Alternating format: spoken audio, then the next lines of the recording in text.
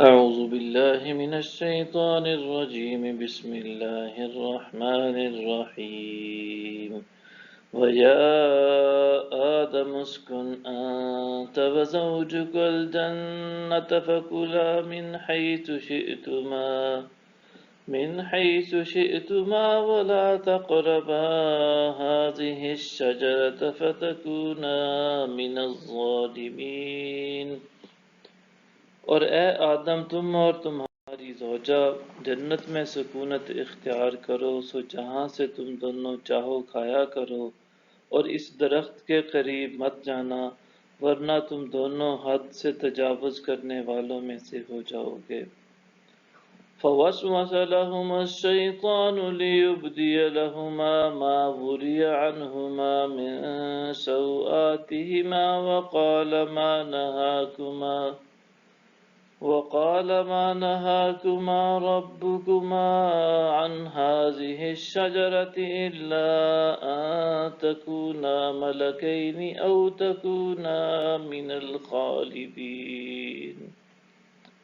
پھر شیطان نے دونوں کے دل میں وسوسہ ڈالا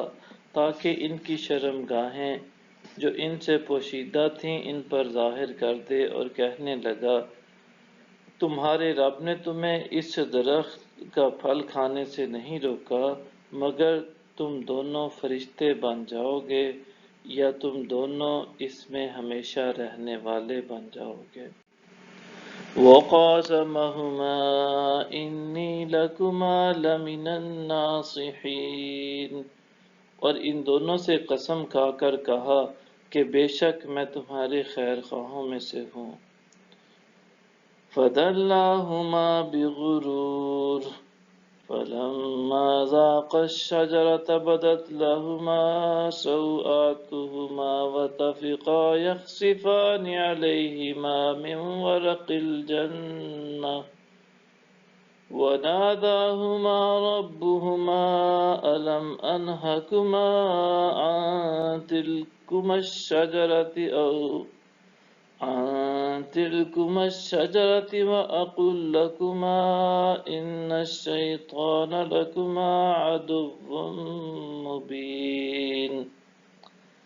پس وہ فریب کے ذریعے دونوں کو اتار لایا،